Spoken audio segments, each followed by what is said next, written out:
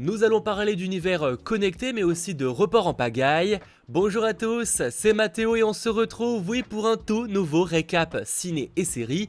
Beaucoup moins de récaps ces derniers temps, faut dire qu'il y a quand même globalement beaucoup moins d'actualité, mais rassurez-vous là, on a de belles choses qui sont tombées, donc ne perdons pas plus de temps. Petit pouce vers le haut, abonnez-vous et actualisons.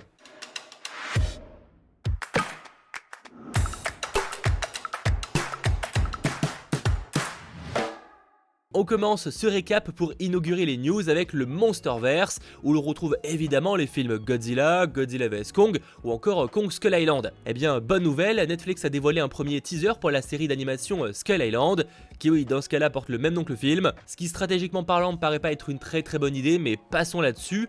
Concernant l'histoire, après avoir fait naufrage dans le Pacifique Sud, un groupe d'explorateurs va rencontrer une ménagerie de créatures effrayantes, dont le singe géant qui règne sur l'île Kong. Alors pour l'instant il n'est pas extrêmement clair de savoir combien il y aura de connexions réelles avec le Monsterverse. A mon avis ça va quand même principalement rester un peu à part, je pense qu'il ne sera pas forcément nécessaire d'avoir vu les films pour comprendre cette série là, même si il y aura possiblement des liens j'imagine avec Monarch, qui en général fait la connexion avec tous les programmes du Monsterverse. Et d'ailleurs pour un petit peu vous expliquer ce qui va se passer par rapport au Monsterverse, on a donc cette série d'animation Skull Island qui est datée pour le 22 juin 2023 sur Netflix. On a ensuite une série live action sur Godzilla et Monarch qui est prévue pour Apple TV+ à une date inconnue, donc possiblement soit fin d'année, soit plutôt 2024. Et du côté du cinéma, on a Godzilla X Kong The New Empire qui est lui daté pour le 13 mars 2024. Donc si vous aimez ce Monsterverse, eh bien bonne nouvelle, de nombreux projets arrivent et on en reparlera évidemment sur la chaîne.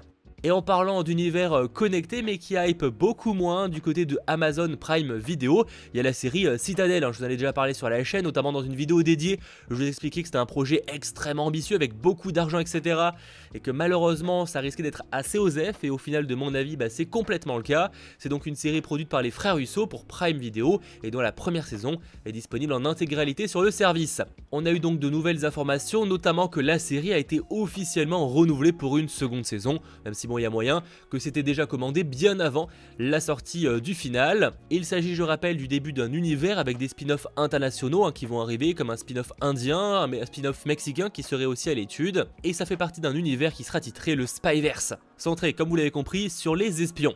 Alors en soi l'idée est pas mal, franchement ça pourrait être ultra intéressant. Ce qui chauffe un peu moins c'est que la série Citadel, en tout cas de mon avis, est pas super réussie, elle est pas très intéressante, en tout cas pas suffisamment pour donner une grosse hype sur un univers comme ça. Bref, le premier spin-off à sortir sera le spin-off italien dont une première image mais aussi le titre ont été dévoilés. Ça s'appellera Citadel Diana et on y retrouvera en tête d'affiche l'actrice Matilda De Angelis et c'est prévu sur Prime Video en 2024. Dans un genre différent mais qui en soi est aussi lié à un univers connecté, le Wickverse, le président de Lionsgate a confirmé que John Wick 5 était déjà en développement. Alors on savait qu'il était envisagé, sauf que voilà, visiblement ça a bien avancé. Et il confirme également que Ballerina donc sortira en 2024 au cinéma et qu'il bosse sur 3 autres films dont John Wick chapitre 5. Alors à voir ce que c'est ces 2 autres films, ces 2 autres spin-offs. On sait qu'une suite à Ballerina était déjà envisagée, donc peut-être que l'un d'entre eux est cette suite à Ballerina, mais quelle sera l'autre spin-off? Si vous avez des théories, eh bien n'hésitez pas à m'en faire part en commentaire. De toute façon, une grosse vidéo est disponible sur la chaîne à l'occasion justement de la sortie du 4e volet, et tout ça sortira évidemment en plus de la série Le Continental, un mini-série en 3 parties qui est prévue sur Prime Video en France d'ici la fin d'année. On enchaîne, cette fois on change complètement de thématique pour parler casting très en vrac. 2 actrices de la série Sabrina de Netflix ont rejoint Mortal Kombat 2. On a notamment Adeline Rudolph qui incarnera Kitana alors que Tati Gabrielle jouera Jade. Le film est à nouveau réalisé par Simon McCoy et sa sortie est prévue prochainement sans date précise. On a aussi appris que Rhea Seehorn, vue dans Better Call Saul, rejoint le casting de Bad Boys 4 avec Will Smith et Martin Lawrence, dont le tournage est en cours, mais on n'a pas encore de date de sortie précise. Et Will Ferrell jouera John Madden de la NFL dans Madden, un film produit par Amazon et MGM et réalisé par David O. Russell, à qui l'on doit entre autres American Bluff ou encore Happiness Therapy.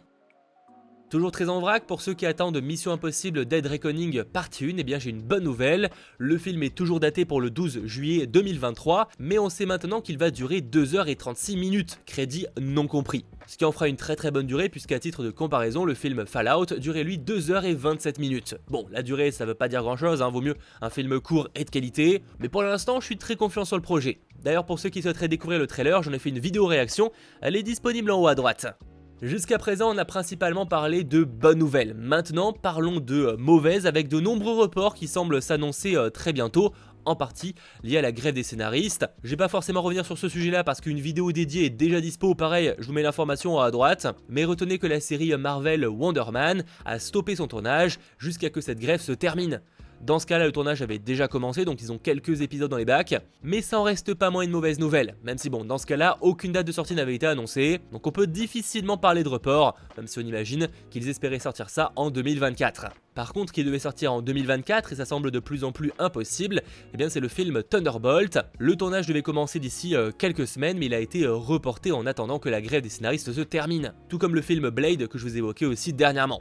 Pour l'instant, ces films n'ont pas été encore reportés en termes de date de sortie, mais bon, ça semble quand même très peu probable qu'ils puissent sortir qu'en 2024 comme annoncé, si au final leur tournage ne commence pas avant la fin d'année. Et vu qu'il était prévu jusqu'à présent de sortir 4 films Marvel Studios en 2024, c'est-à-dire Captain America New World Order ou encore Deadpool 3 et Blade et Thunderbolt, on peut supposer qu'on partirait sur uniquement 2 films. Et en soi, c'est pas forcément une mauvaise chose, car dans le cas de Captain America New World Order et Deadpool 3, ils sont bien en cours de tournage, et pour l'instant ça se passe plutôt bien, affaire à suivre. Et autre report de film qui est lui pour le coup confirmé en termes de date de sortie, même si c'est pas forcément lié à la grève des scénaristes, on a le film d'animation Transformers One, qui est une genre d'origine story à l'univers de Transformers, qui passe de juillet 2024 à septembre 2024. Ça c'était côté film, mais concernant les séries, là aussi j'ai quelques mauvaises nouvelles.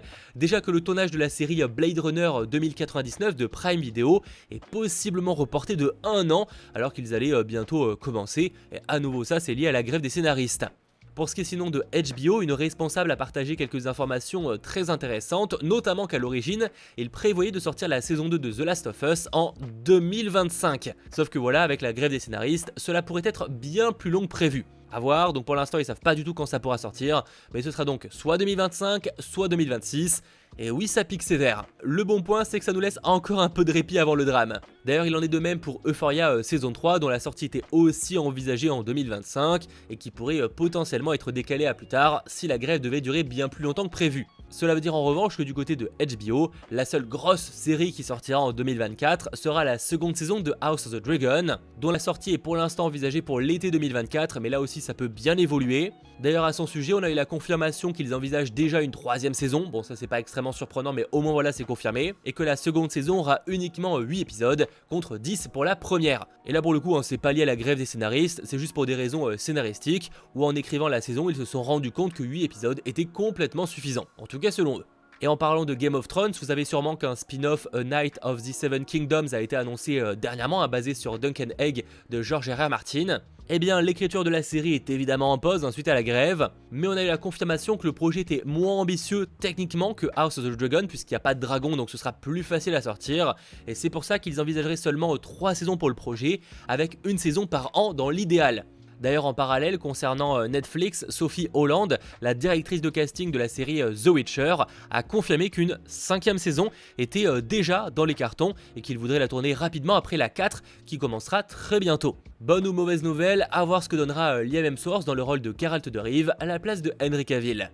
C'est plus ou moins toutes les actualités qu'il ne fallait pas manquer, mais avant de se quitter, je voulais en profiter pour remercier les différents sponsors de la chaîne, notamment les tout nouveaux Super Geeks Freddy et Mohamed, merci beaucoup à vous deux. Et si ce récap vous a intéressé, eh bien pensez à lâcher un petit pouce vers le haut, à vous abonner, et passez un très bon week-end.